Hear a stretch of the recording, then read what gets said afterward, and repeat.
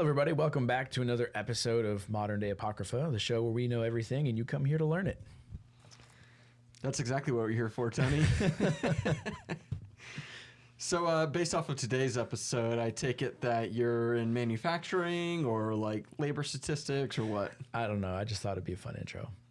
We don't know anything.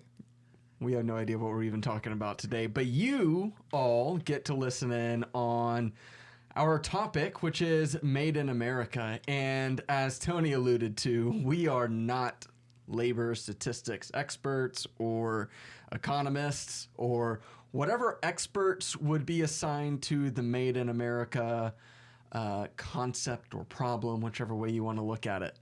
But it should be an exciting discussion. We've got a lot of interesting revelations that I came across, I would even say, like things that I wasn't even thinking about when we first started talking about this topic.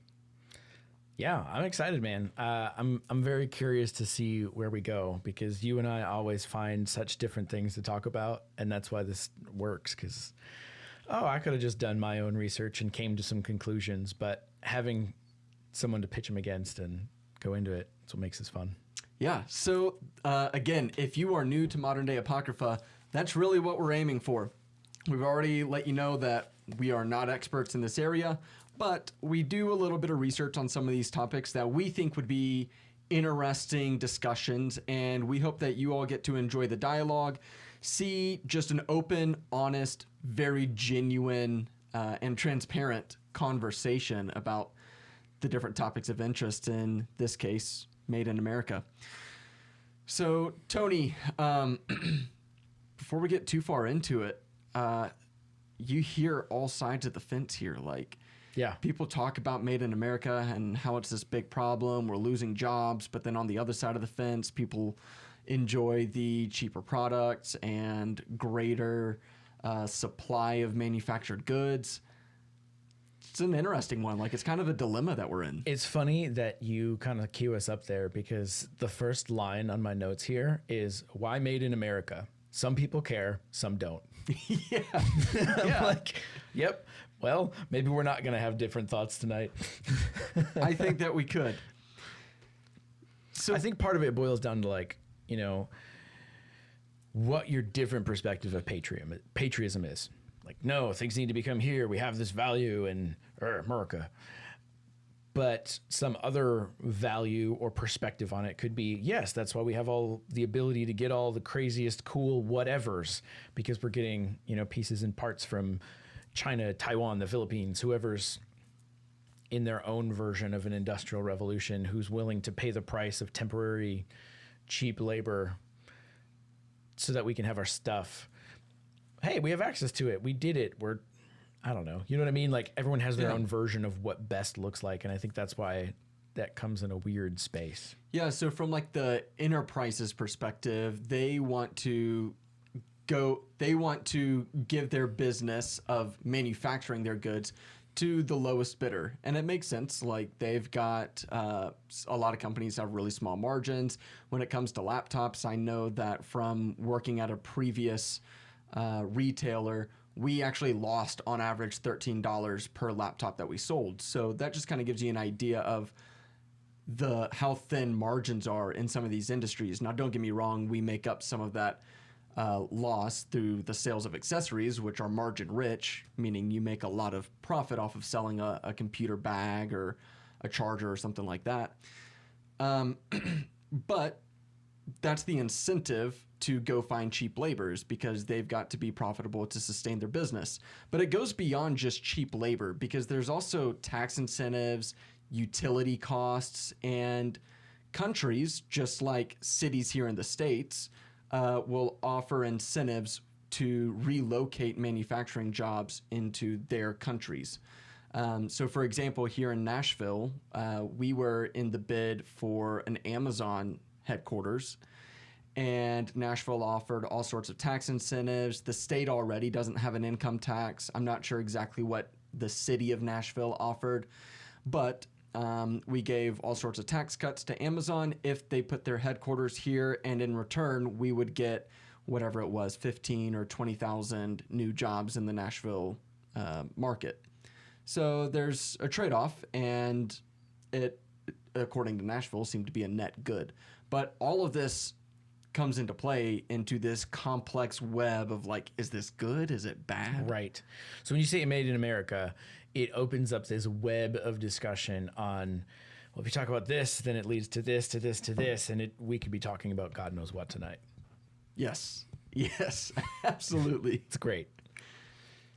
Well, I think, kind of going back to that, everything used to be made in America. Not everything, but like a lot. And then as we continued our industrialization and other people started to follow suit, and you've got companies, like you mentioned, trying to shift that margin line. Well, I can pay someone in America here $7 an hour to do it. Or overseas, I can pay them 50 cents an hour. Yeah, that's a lot. Even if we have to ship all the stuff back and forth, we are saving millions, or depending on how much you're doing, billions of dollars. Shareholders are happy. Everyone's making money. But one more company doesn't make stuff in America truly now. Okay, that's fine. And I think that's gone on for a while, and it's been okay because America's always had the biggest military, and we can kind of go just kick anyone's dick in if we don't like what they're doing. But I think that time's starting to slowly come to an end, where I think as a species, we're outgrowing violence. Because at first it was, think of it like, hey man, I want to hurt you, grab a club. A little bit more sophisticated. I gather my friends and we all hurt you. Armies, so on.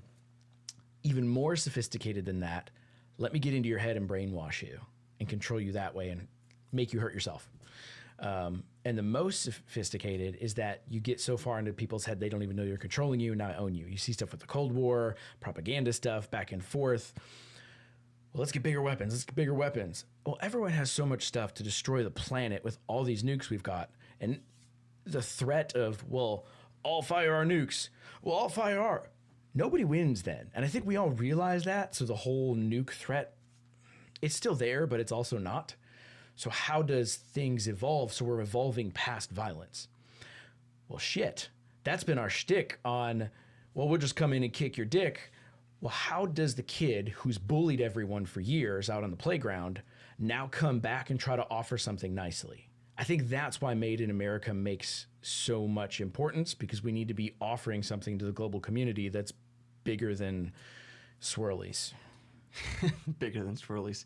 Yeah, that's an interesting take there. So let me just kind of run this back and make sure that I fully understood. Mm-hmm. So you're saying that the concept of mutually assured mass destruction basically made our strategy of imperialism, essentially, obsolete. Right. Yeah, that's interesting. And so before when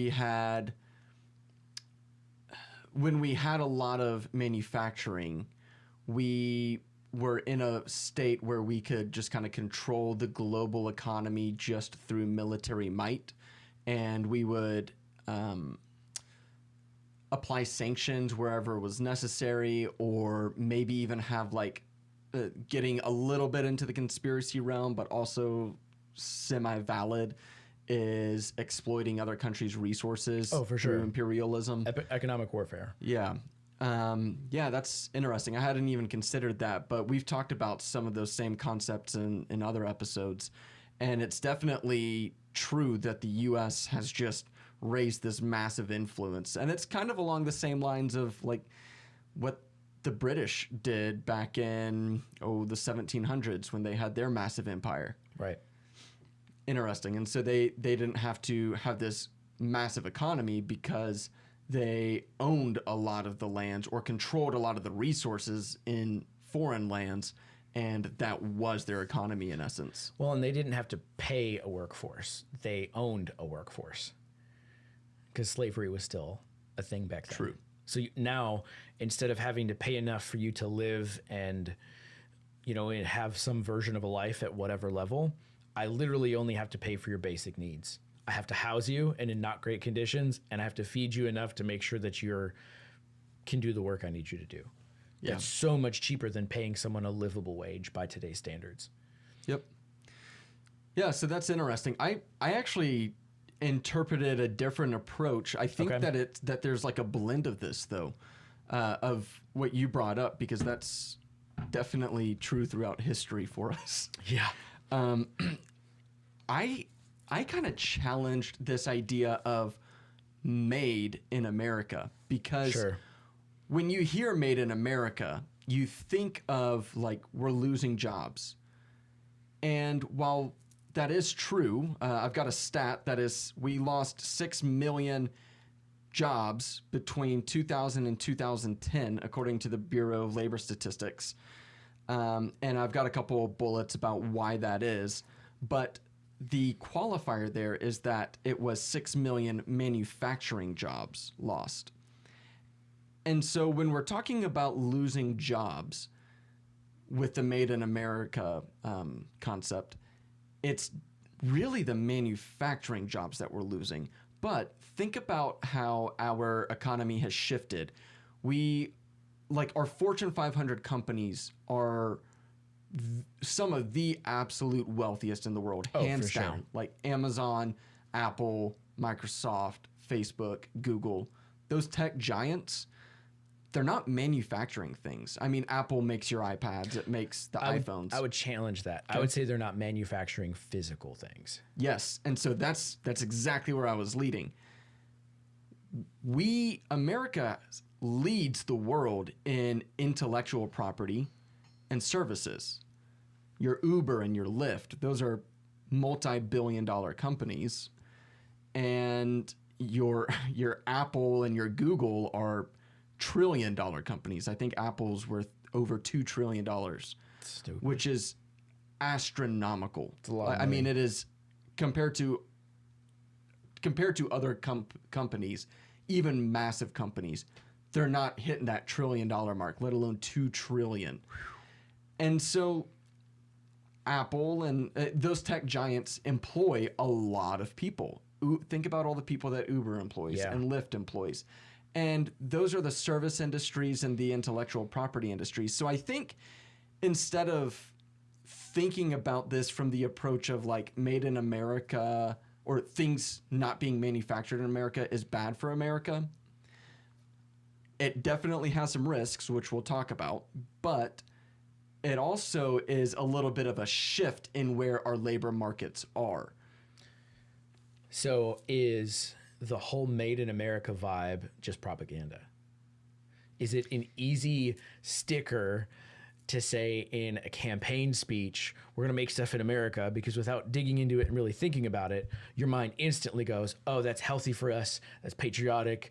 I want to support our country. Let me buy the thing that's made in America. Instead of giving, insert racist undertones, people on the other side of the world, my money for cheap, blah, blah, blah. I'm going to pay an American to do it. Yeah, interesting. I think to fully answer that question, I don't think that I can give like an answer. Yeah. But let's explore that idea. So I think it depends on what your angle is. You mentioned at the start that there are people who give a shit and who don't give a shit about Made in America. And I tend to fall into the camp that I don't give a shit. Like I just like having the most affordable products, but it does come at a cost. Like we saw just from the recent pandemic that we were reliant on other countries to produce our vaccines. I think India is producing like 1 billion of the world's vaccine supplies. So if we don't have a good relationship with India, then we're kind of fucked. Right.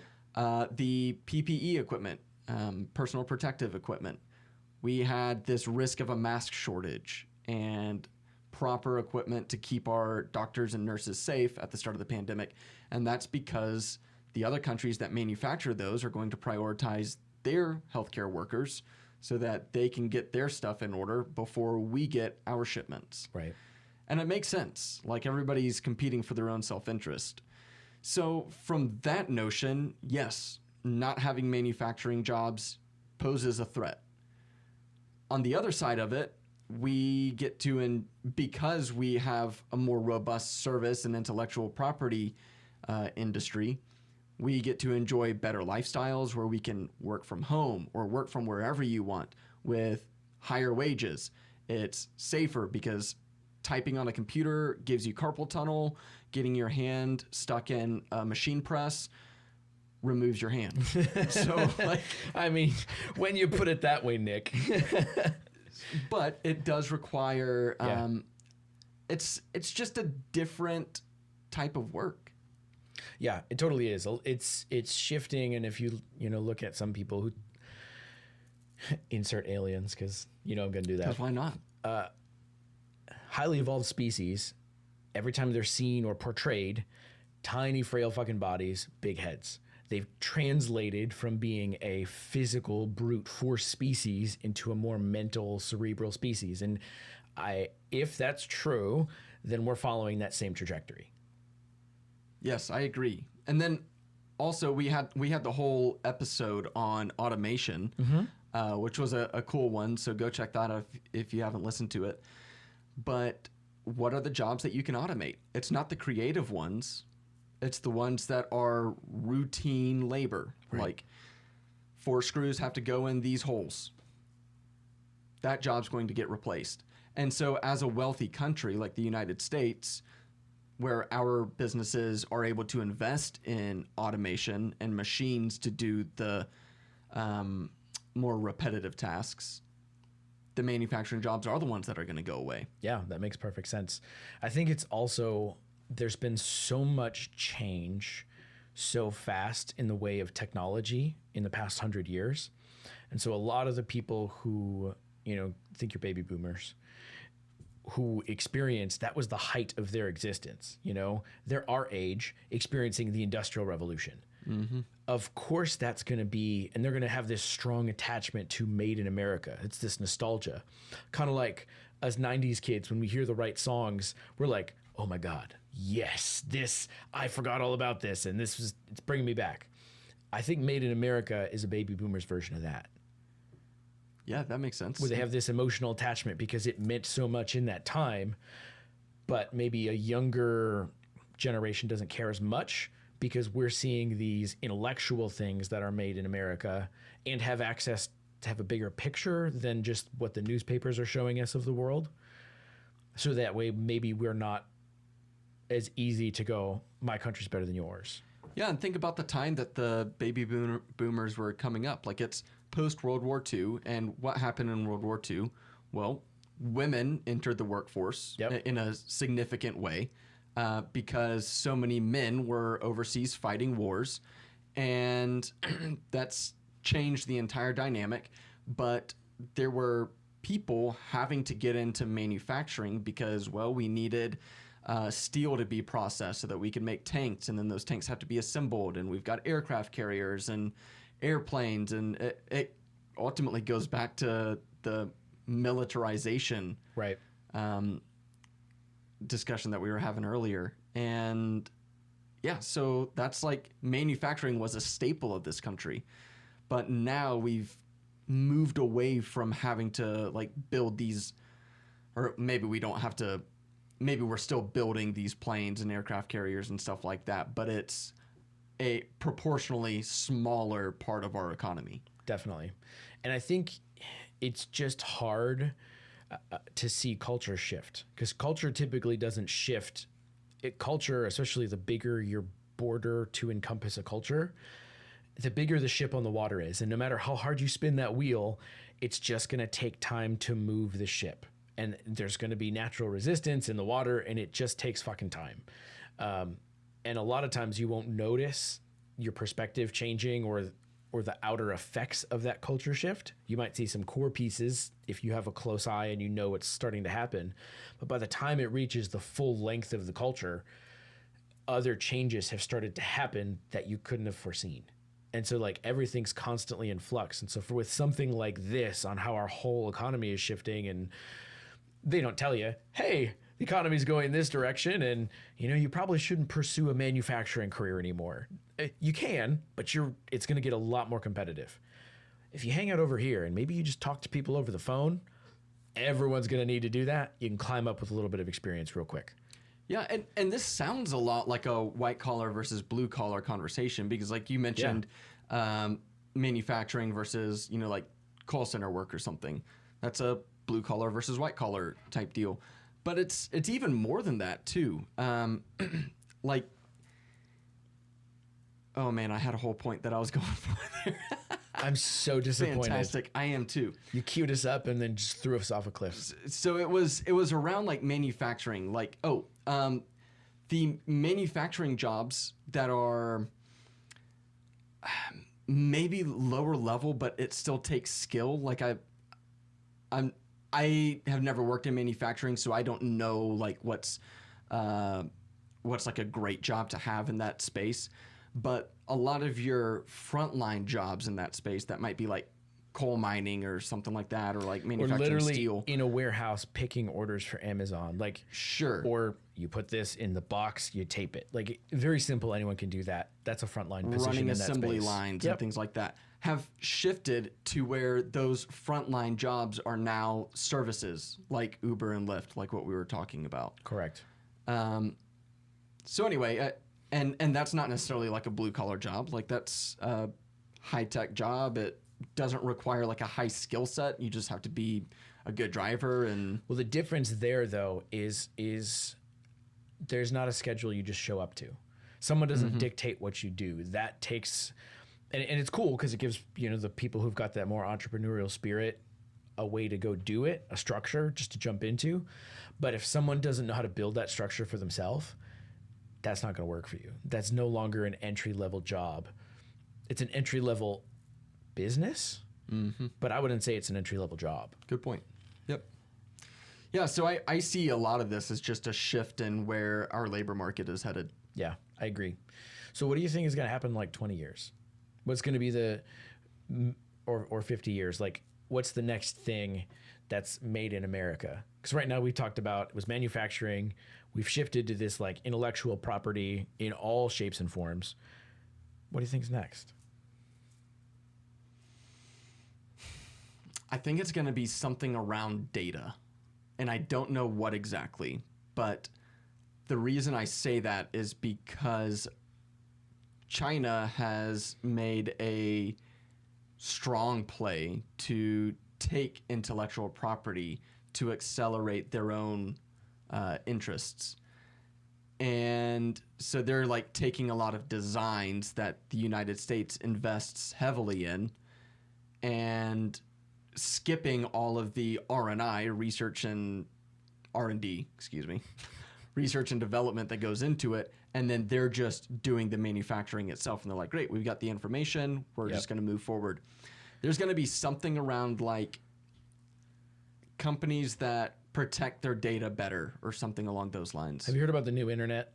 No. Basically, there's been talk about people creating a new internet that's built on the blockchain so that they call it Internet 3.0. Originally, the first internet took forever. You had to dial up onto it, but apparently it was pretty secure, but there wasn't a lot of info on it.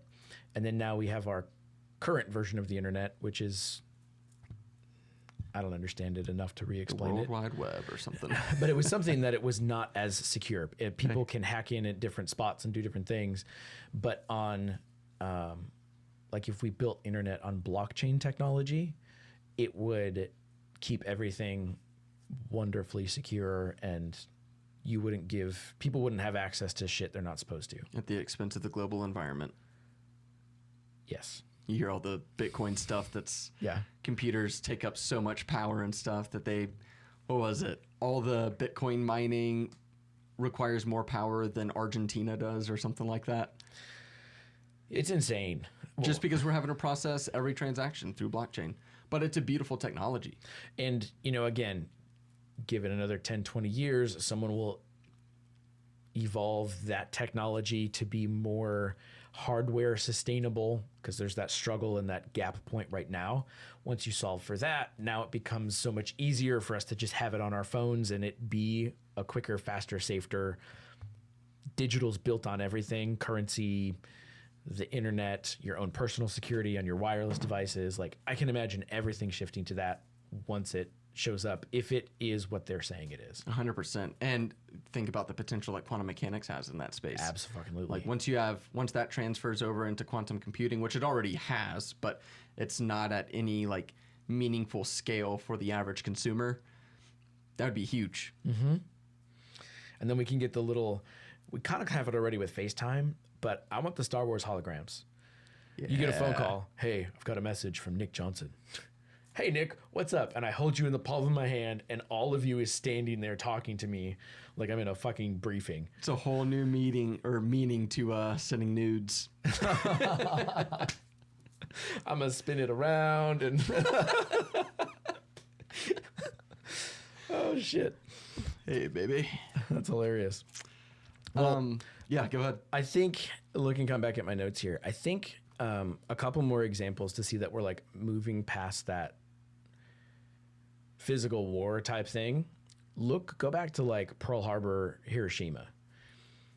The Japanese were like, yep, we're not going to make our place in the world by war anymore. And so they've pretty much shut down a lot of their military stuff and shifted completely on information and economy. Look at Japan now. Like a lot of the tech that they have, they've created like this whole culture of like digital art, like anime. All of that stuff probably wouldn't have happened had they been so focused on military. And well, you're like, Tony, we've got a lot of that shit too, but we had a lot more people. We had a lot more, just by numbers game, we had more opportunity if you're playing the lottery. Oh shit. They kept up in a sector against the odds. And have one of the most defined cultures in the world. That comes to my mind. Exactly. Yeah. So I think they were just a forerunner in that shift, and we'll slowly see the world catch up. You know, it's funny that you mentioned Japan here, because I had read, maybe this was in a Consumer Reports article that I had done some research on for this topic, but it's not the U.S. jobs that have come, that we've lost as China has risen to power and controlled a lot of the world economy. It's actually Japanese jobs that have been lost from U.S. buyers looking to purchase Chinese products instead of products that were made in Japan. Because it's the quality versus the cheap, basically, is what you're getting I guess at, right? so. Well, I don't know that there was like a strong point other than it was just like Japan's economy, manufacturing economy, took a hit when China came to power in that, manufacturing sector. That's interesting, but it sure is a good line to be like, China's taking our jobs. Fuck China. Right. Call your representative and vote on the tariff bill. Yeah, so I'd be curious. This is where I wish that we had, well, what I wish that we had was this global network where you could talk to people from Japan. Oh, wait, we do have that. Hey, we do have that. I just don't have a lot of friends in Japan. But I'd like to hear somebody's perspective on that, like somebody from Japan. Is that something that people think about in Japan? Like, do they support a made in Japan movement? Yeah, I'm pretty sure they would put those stickers on sushi. Fuck you, people trying to copy our food. This is how it's done. They got that market cornered, man. Dude, everybody that I know that has been to Japan has said that the sushi there is just next level. And it's like obvious that it would be. Of course. When it comes to food, this is something that I've never understood. Like Memphis is known for Memphis barbecue, right? Nashville's known for Nashville hot chicken. I was up in Bowling Green, Kentucky yesterday, and they had like their own hot chicken thing up there, and somebody said like, yeah, but it can't be as good as the real thing. I was like, it's like 30 minutes away from Nashville or 45 minutes away from Nashville. Like, why does a recipe get lost? Like, why is it different? I don't get that. I can speak to that. Okay. It's not like you can have 6 people have a recipe and follow it, putting the exact same ingredients in it, and it turn out a little different to someone who has a refined palate. Because it's not about just the elements that you put in there. It's the love. It's the love, the energy you're putting into it, but it's also the finesse at each individual stage of the cooking. And while there's a room for variance, it's all going to have that same experience to it. Whereas, you get a lot of this, today's like processed food, right? You eat a Pop-Tart, you know what you're going to get. It's always exactly the same.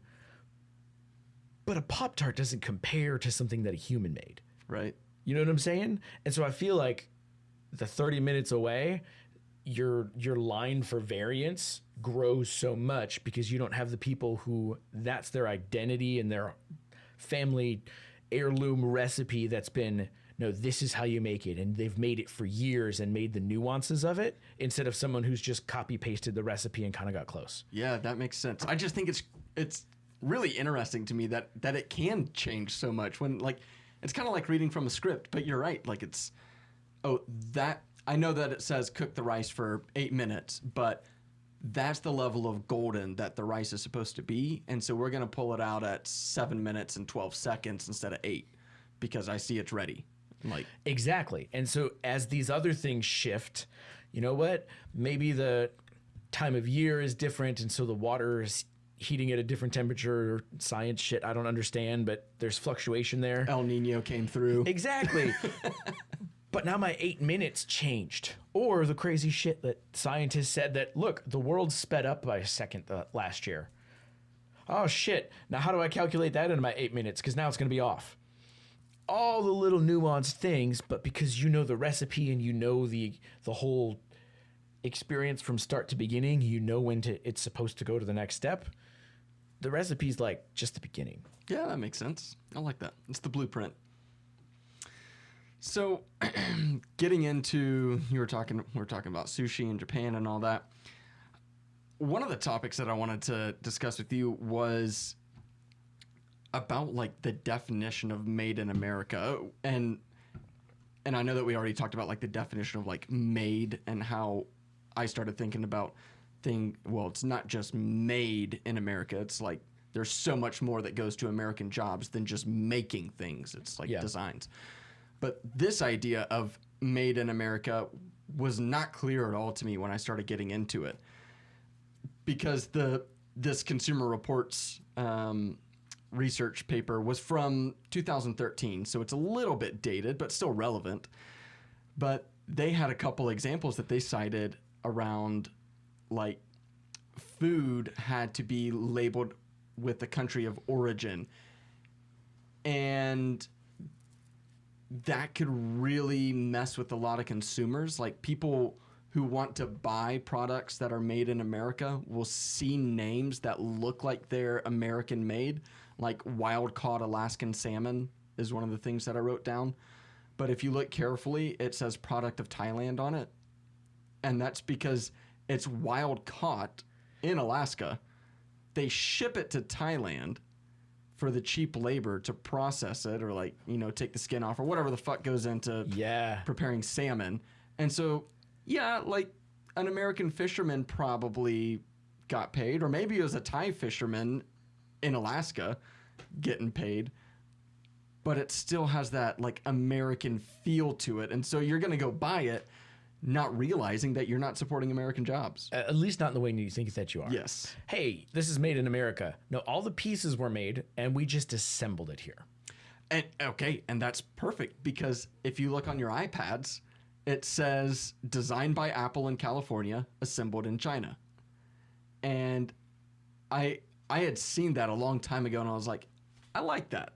I like that Apple was being like upfront and honest, and I'm sure the Federal Trade Commission had something to do with that. Yeah. Making sure that you're accurately representing it. But because you can easily misrepresent that by saying designed by Apple in California and leaving it at that. Oh, it's American made. Yep. Good old Steve Jobs and Jesus took a drive, and they're going to save America. Jesus. Why is Jesus American? I don't know. But he is. He very much is. That's probably just a ignorant American thought there, but I think of Jesus, I think of an American guy, when in reality he was probably, well, certainly Arabic. He was probably Arabic. Now, he was a time traveler. He really was American. Hey, he could have been Indian or something. There you go. Yeah. Yeah. I just imagine every time I think of like Jesus, I think of a very, you know, the guy with the long hair, the stoner guy from that 70s show. Yeah, man. Yeah. I feel like that's Jesus, like really, really high Jesus. But I feel like that's what I picture when I think of Jesus. Super chill. Just I think Jesus might have just been stoned all the time. Hey. Like, that's how he's doing his miracles, man. And then the disciples are pissed off about, it's okay, man. Just let them do their thing. It's okay, man. Sorry if I offended anybody. Oh, You got to laugh. So along that same line, there's more to that. No, not the Jesus thing.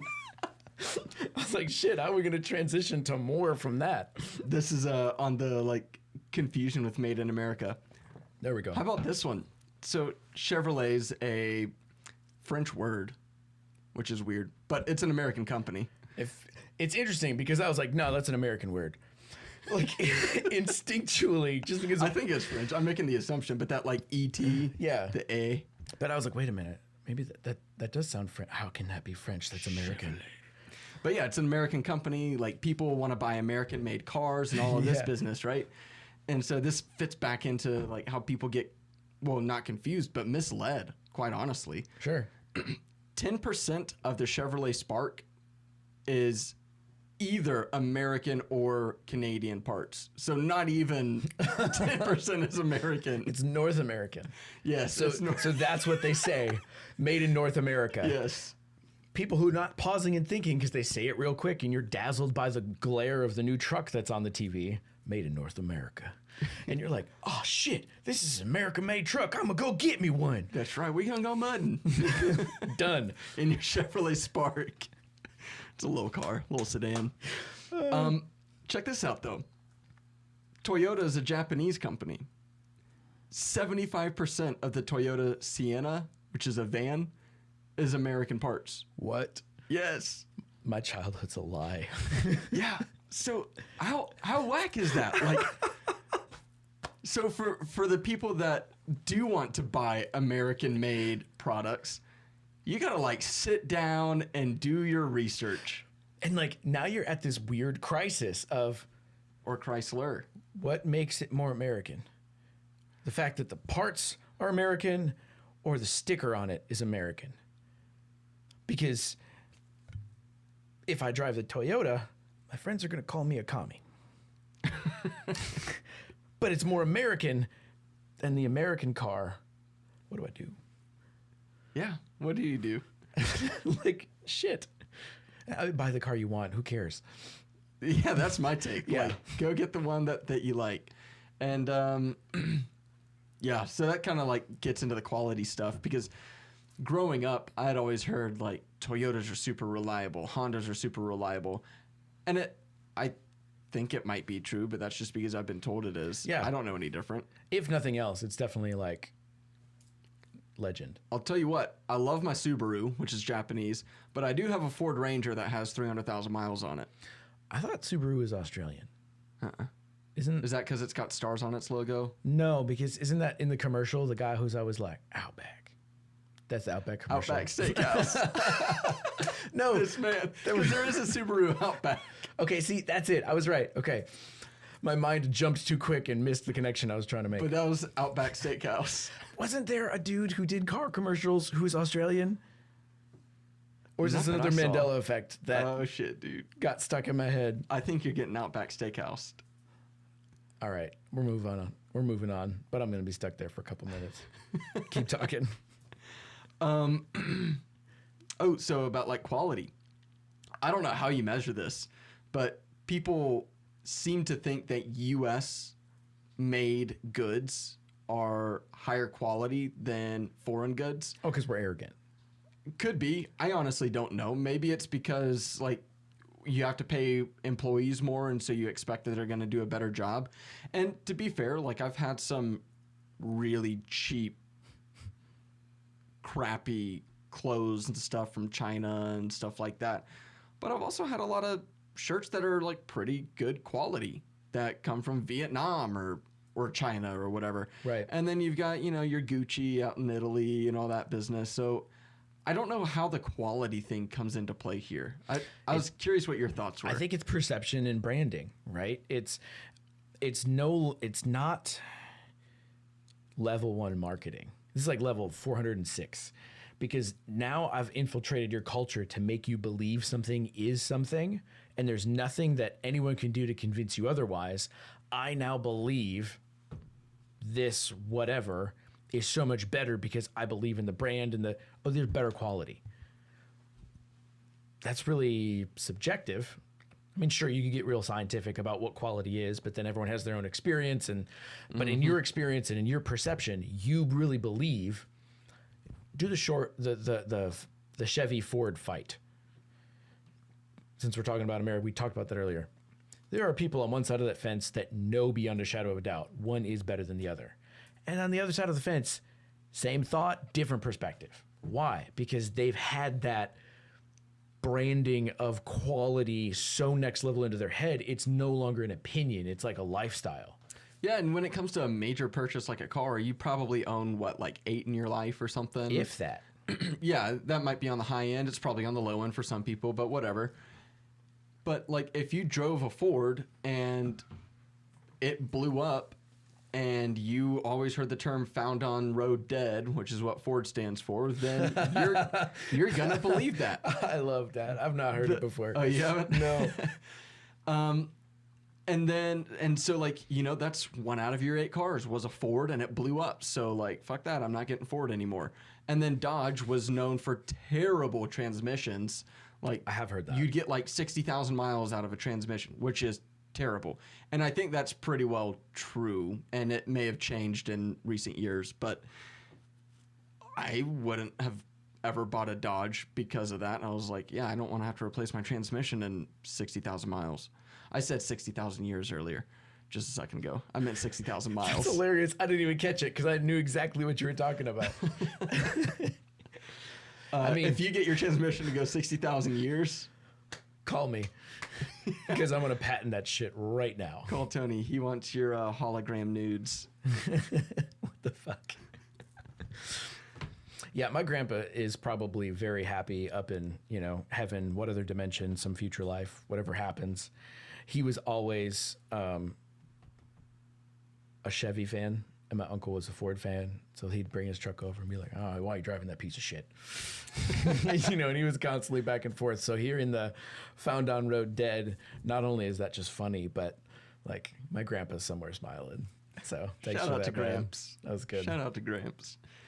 What was interesting, though, is that like our bias that we just shared, which is like we think of better quality when it comes to American-made goods, was represented in the survey that Consumer Reports did. Oh shit, I'm so excited. 61% said that their clothing and shoes in the U.S. were better.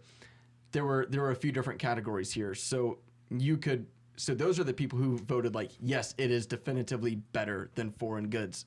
Then there's like this middle tier, which is, yeah, it's the same, equitable. Only 5% said that U.S. products were worse. But here's the thing: is I think there's not a lot of thought that goes into these. These are these little stupid. You're scrolling on Facebook. Will you take a survey? Yeah, sure. Why not? I'll get a little meme or some shit that I can share. And look, I did this. Whatever. People aren't thinking about this. They only hear the propaganda of other countries make shit. You don't know. You don't know if that's true. You've not experienced it. Right. Sure, everyone's had a cheap China something, okay? But aside from that... Well, they make 110% of all the goods in the market, so you're bound to experience a cheap China product. Exactly. But you've not been and experienced a Chinese product as a whole, an Egyptian product as a whole. You know what I mean? Like, and maybe you have, but you don't know it. But you bought it in the U.S. and you've had good experiences with most of what you've bought. So you assume, oh yeah, we're better than everyone else. Americans are arrogant as fuck. So you add that arrogance and then that ignorance. Of course, 90% of these people are going to say, yeah, American-made products are better. Yeah, it makes sense. And nobody's actually taken the time to like do this scientific documentation. And just as an example of like where you have to be diligent with these types of, rash decisions that you make or conclusions that you come up with. Of course. I was trying to figure out, so my doctor was like, your cholesterol's not high, but it's like above what it's supposed to be. And I was like, yeah, I'm working out and stuff. And so I'm trying to build a little muscle. So I've been eating a lot more meat and that's got cholesterol. And so my girlfriend, this is such a tangent. I'm so excited. Relevance. Doesn't matter. But anyway, so I was like, well, you know, I've been eating a lot of deer and look, it's got the lowest cholesterol. And so I was like, that's the better meat that I can be eating, even compared to like chicken and things like that. But then I was like, hold on. I'm jumping to conclusions here. I need cholesterol in relation to protein, because that's really what I'm after. Like, I want to maximize my protein but reduce my cholesterol. And it turned out that deer was actually like the worst out of the, well, besides eggs. Eggs were way high, like 31 milligrams of cholesterol per gram of protein compared to like 3 for deer. Damn. And then like 2.7 for salmon. I was like, yeah, that's huge. So don't eat eggs. Shit's bad for you. I ate eggs recently and they were tasty. I ate eggs tasty. today. That's what it was. I'm proud of you. I think I might have to. Ramen eggs. Have you ever had those? Like Ramen eggs. Yeah, so you get ramen and they have that like half open egg sitting on top of it. No, is it dehydrated? No, it's hard boiled, but the inside isn't a chalk ball yet. It's still soft, but the outside's hard. Huh. And I was like, man, that's too fancy. I can't figure that shit out. So I've been making ramen without the eggs.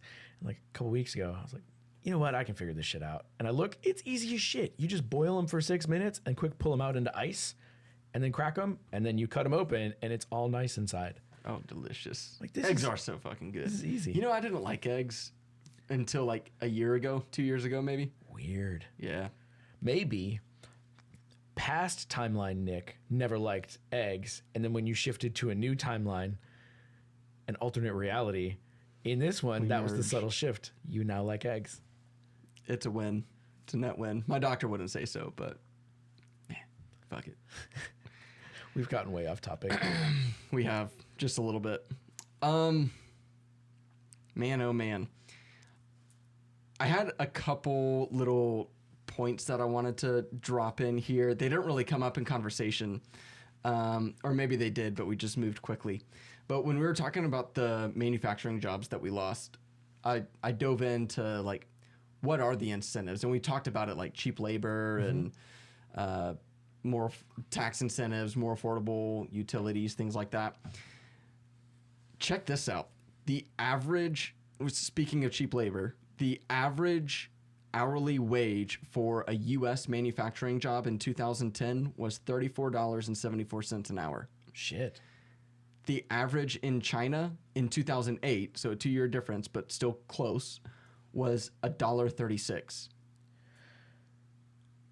Yeah, there's a lot of dollars there to say, but they're saying yes to it, so I'm not a terrible human.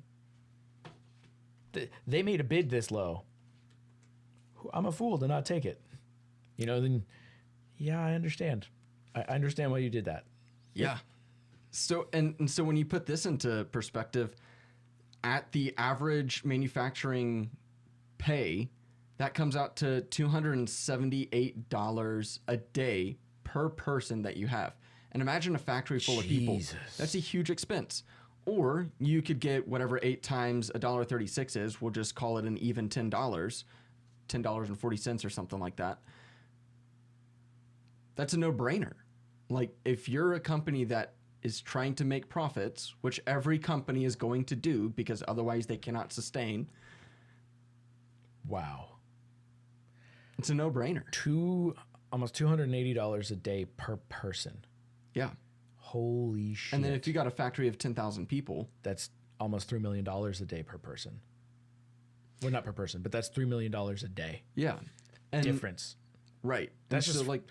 That's easy. That's free money at that point. And don't get me wrong, there's additional cost that goes into it because you got to ship it across 2 oceans. But commercial shipping is cheap. Is super cheap. Yeah, so if you can just get someone who's unless really you're trying to go through the Suez Canal right now. Oh, damn, that's funny. If you just pay someone a little extra to get really good at scheduling and planning, so that extra delay in time of shipping stuff across seas and back is really fucking streamlined and you can get ahead of the curves you need to be ahead of, you're still millions of dollars a day. That's billions of dollars a year. Yeah, where can I do this? Because that sounds fun. Wait a minute, there's, exploiting humans involved. Maybe that's not a great idea. Well, maybe, but like, it goes back to, go ahead, you had a point. That's at least the perspective, right? Yes. Yeah. And so, while if you compare paying someone $33 or $1.50 to do a job for an hour, yes, that can seem like exploitation. However, them doing it at that pay scale is basically we've created a void or a need for someone else to force their country, their economy into their own industrial revolution. When we did ours, we did not pay people $33 an hour. Sure, inflation and it's different, but there was a lower value for those things because they were everywhere. Mm-hmm. Now that higher price we're paying here is because it's so specialized and with extra knowledge and, of course, cost of living, all that shit. So what is easy as a tagline to say we're exploiting people, I think a timeline should be tied to that. How long are we doing this? Are we allowing them to grow and evolve or be paid more? Or are we literally just saying, no, we want our cheap shit? Dude, you're spot on. So I just pulled up the GDP per capita for China, which is gross domestic product. So the country's total economic output in a year divided by the number of people. And remember, China has a fuck ton of people, like 1.7 billion or something, 1.4 billion. In 2000, the average yearly salary for a Chinese worker was $959. Wow. Today it's $10,261. So it's growing exponentially. Like it just makes sense, And so it's almost like there is a path, and you can see it if you, instead of looking at a whole country or a whole economy, you look at an individual. Everyone has to grow up, and you see, I know right where we are in this point of the journey. You have to get from point A to point B, and there's a pretty consistent, similar path you have to walk to get from one destination to another. So what if, as all these countries are trying to evolve or industrialize, they have to go from point A to point B, and our have doing it first, and then now putting those jobs out and having other people do it for cheap. Maybe that's not exploitation, it's fast evolution. Yeah, that could be. Yeah, it puts you on the fast track to what's on the other side, a service-rich economy. Yep. And again, I'm not trying to ignore or excuse the bad aspects of the things. I'm just trying to paint a different perspective that's not so damning. Right. Yeah, it's got hopefully a bright future. One other interesting thing that I came across was released from the Federal Reserve Bank of San Francisco. And they did a study that was tracking the proportion of dollars spent on foreign goods that actually went to the foreign countries. And over 50% of each dollar spent on a Chinese manufactured product actually stays in the States. Wow. The average for all foreign was right around 40%. It didn't have it was a bar graph, so it was like 30%, 50%, 70%, and so it looked like it was about 40 for all foreign goods. Wow, that's pretty cool. And that kind of, my understanding from what I had read in that article, they didn't like give a direct answer as to like why, but it's the markup. Your Chinese products are bought for $1 and sold for $8. And so all of that does generate wealth internally or keep the money maintained here. I think part of that also is, taxes and tariffs and all that shit. It's so that their stuff's more expensive, so we don't buy too much of it and unbalance our own economy. Right. Yeah, that makes sense. And so there are like safeguards put up, which causes friction, but it also is designed to protect American jobs. But when you think about it from that perspective, let's use that example. So it was over 50%. So it was like 55% or something. So 55 cents, or let me back up. We buy a product for 45 cents from China, sell it for $1, and 55 cents stays in the States on that product. You bring in tariffs, so maybe it's something more like we bought the product for 30 cents from China, sold it for $1, and some of that went to cover tariffs, but the net 55 cents stayed in the States. That's 55 cents per dollar that goes to a company that's selling goods and services to Americans, ultimately has to employ people to sell those goods and services.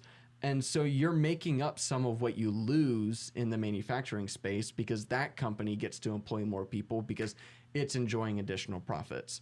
Granted, that's like a very dumbed down, it's not that black and white. Sure. There's a lot of conversation about like corporate greed and if companies are keeping too much of their profits.